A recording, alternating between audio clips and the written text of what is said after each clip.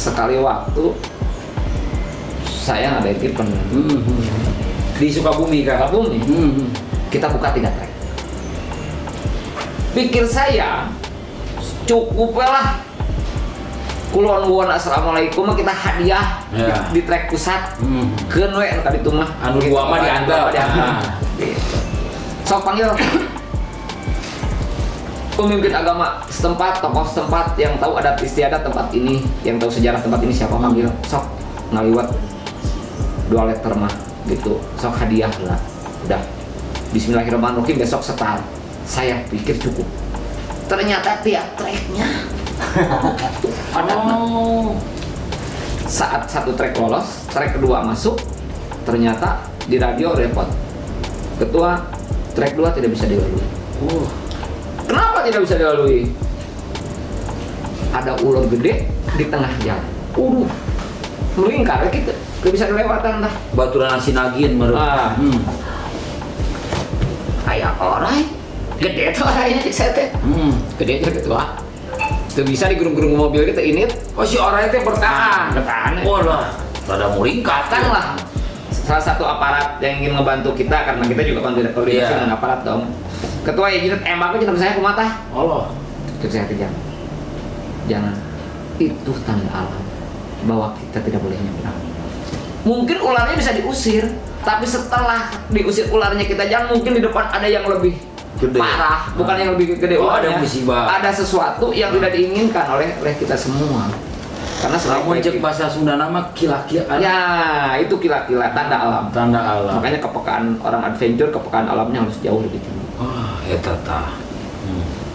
Itu yang disebut 1 jengkal tanah ada pemilik. Ada pemiliknya. Mungkin di tanah itu pemiliknya tidak izin untuk mendengar suara knalpot. Mungkin tidak izin, sehingga dipasang nyuruh binatang cicing. Peka tidak kita terhadap alam. Kila-kila eta. Akhirnya sebenarnya batalkan saja. Jadi trek itu akan dibatalkan. Tutup. Ngambil trek alternatif karena kita selalu menyiapkan alternatif. Jadi ketika misalkan Akang yang nyiapkan 3 trek. 3 trek ini teh ada pendampingnya. Ada alternatif Di setiap event. Ada trek tersebut yang memang di syarat alam tidak mengizinkan. Tah eta ini teh egois geuningannya oleh tanah. Kita kan di trek itu ada marshal gitu. Jadi yang marshal yang ngasih tahu ini nggak bisa dilewati. Dan jangan satu hal bahwa keapikan orang off-road yang benar mengikuti regulasi IOM. Kita berangkat rokok, kalau yang orang tukang ngerokok saja dihitung rokoknya. Anda ngerokok apa? Start dari titik A ke titik B itu ngerokok surya gitu misalnya, atau ngerokok apalah gitu. Berapa batang isinya itu sebungkus? 10 batang. Catat. Nanti nyampe ke titik B, rokok Anda bisa diperlihatkan 5 batang. 5 batang lagi mana 5 lagi kuntungnya?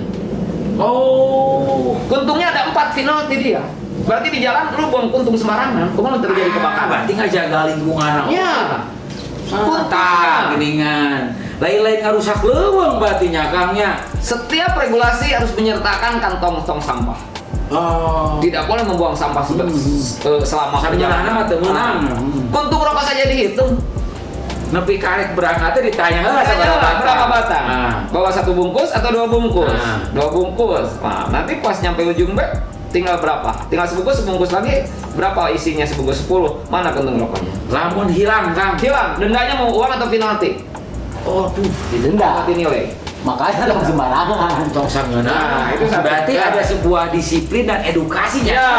Nah, bagi yang belum tahu, ternyata ulin di leuweung teh ada tata cara, ada tata santun, jeung disiplin ngajaga kelestarian. Ya, dan satu poin lagi bahwa kepekaan terhadap lingkungan itu kalau kita ketemu tanjakan dan mobil kita tidak kuat, itu hanya diperbolehkan 2 kali ngegas.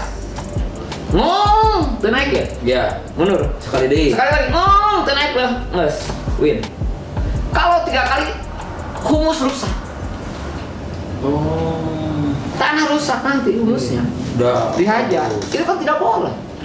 Aturan sampai segitunya. Lain tuh naik ngomong. Operator mana ini? Nggak disiplin gitu, nggak ngerti. Kadang gitu Kangnya, saya lihat di beberapa tempat ketika ada tanjakan saya naik kan terus digas gitu. Nah itu teh nggak boleh. Nggak boleh, hanya 2 kali boleh kan. Kesempatan. Kalau melanggar dia kena penalti atau denda. Nah itu poin berikutnya. Kalau kita istilah di anak jeep itu ada win ya, pembantu kalau untuk naik. Iya, yang narik itu. Diikatkan ke pohon, itu harus pakai karung dulu pohonnya. Oh, dilapisan. Harusnya mah seperti itu. Tidak boleh tidak. Kalau misalkan langsung karena tetangga cacat kulitnya. Atau jadi nanti cacat. Marajet ya. Pohonnya gimana kalau pohonnya mati? Nah Kang, kalau beres trek nih Kang, yang namanya tanah dilewatan ke mobil, kamu kan ban off-roader itu kan ban pacul. Bekas tanahnya itu kan gitu. Nah konsekuensinya satu.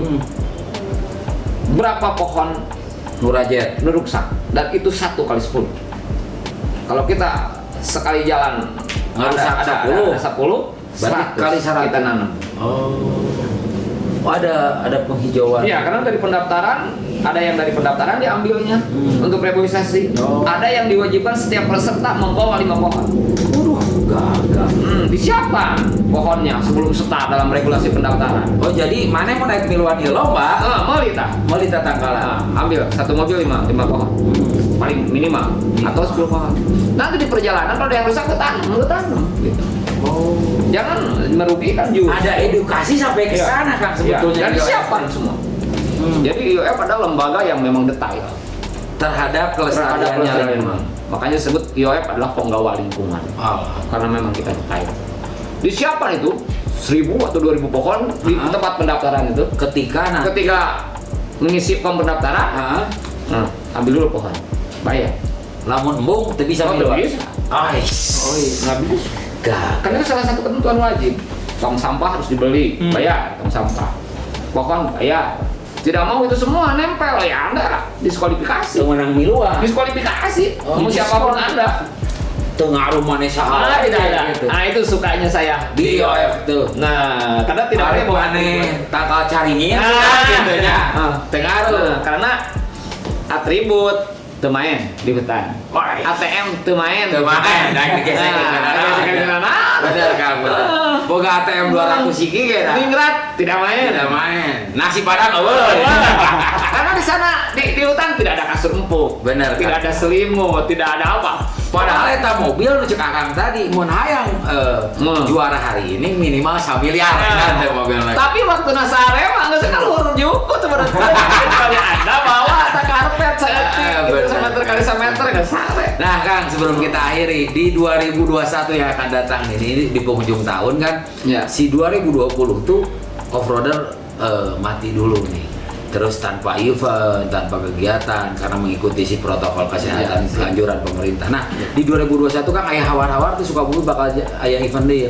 Sama nggak ada gerak. Saya belum berani mengatakan hal itu karena memang pandemi ini di luar nalar kita, di luar nalar kita dan kita sebagai orang yang hidup di wilayah tentu saja harus mengikuti aturan yang lebih tinggi yaitu dari Pengda dan Pengda harus mengikuti aturan yang lebih tinggi yaitu pusat. Gitu. Sehingga kita yang paling bawah ini wait and see ya. Kita diam. Pesan buat teman-teman off-roader kan? Pesan untuk buat teman-teman off-roader mohon sabar. Mohon sabar. Mohon sono kumaha katakan tapi kalau Anda sono ingin ngagas sorangan we kaluweung. Ulah bebeja ka saya. Saya mau mengeluarkan rekom. Mau diizinan. Terus gini Pak, tentang rekom itu, gimana sih rekom? Kayaknya satu-satunya di Pencap Sukabumi yang memberikan rekom dengan gratis dan juga malah memberikan rekom misalkan kayak trial gitu ya, motor-motor trial. Kang Aris justru memberikan piala. Support. Ya memang ini berbicara pribadi saya, karena saya sebelum jadi ketua IOF kan sebelumnya ketua klub. Pada saat saya ketua klub saya sering menjadi pribumi untuk kegiatan-kegiatan yang bersifat nasional di Sukabumi ini. Sering ke Jurnas, sering kedatangan paket ke Jurnas. Iya, Sukabumi. Dan kita sebagai pribumi ngurus rekom ke Pengda itu dengan delegatnya itu bisa mengeluarkan puluhan juta. izin itu. Iya, rekom dengan delegatnya itu bisa mengeluarkan puluhan juta. Belum kita menyiapkan hotel, fasilitas dan segala macam lah, entertain dan segala macam. Itu bagi kami orang daerah itu sangat repot mengeluarkan uang puluhan juta dengan segala macam peradaban dan kebiasaan. Dan penyanyi dangdut Saya berpikir kapan ada kebijakan pusat bahwa IOF ini bisa ada di wilayah pengurusnya gitu. Kalau sampai ada di wilayah, alangkah bahagianya orang daerah. Sekali waktu mimpi saya jadi kenyataan bahwa sprint SK dari pusat diwajibkan wilayah 2 untuk memiliki kepengurusan. Kumpul dengan teman-teman semua otomotif roda 2, roda 4. Akhirnya saya didorong, dipercaya oleh semua untuk naik pertama menjadi ketua IOF. Oh, pertama Kang Aris di Sukabumi ini. Setelah dulu ada pendahulunya, tapi dulu belum sah banget gitu regulasinya. Kalau sekarang kan sah banget nih regulasinya. Jadi IOF kelebihannya bisa mengeluarkan rekom, bisa mengeluarkan delegat, bisa untuk roda 2 dan roda 4. Roda 2 dan roda 4 khusus untuk trail. Begitu saya terpilih, saya berjanji bahwa saya tidak akan pernah mempersulit klub karena saya pernah ada di posisi itu. Sedih nang ngurus, sedih nang ngeluarin biaya. Berarti hari ini mun arek bikin event-event. Jadi kalau anak trial datang ke IOF membawa surat permohonan rekom, dibawa 1 kali 24 jam saya keluarkan rekom tanpa biaya. Aji gratis deh. Agar beres lah pandemina. Kita makanya sampai dari Cisaat, dari Cicurug, dari Sagaranten, dari Surade datang ke kota. Kang Aris saya minta rekom nanti saya. Delegat nah bisi anu teh apal ari kantor IOF di mana Kang? Ke Bundel saja. Ke Bundel. Bundel saja. Bundel itu depan rumah sakit Bunut. Rumah sakit Bunut. Bundel saya di sana. Suka ada saya, silakan atau nanti ketemu dengan sekretaris IOF saya. Siap.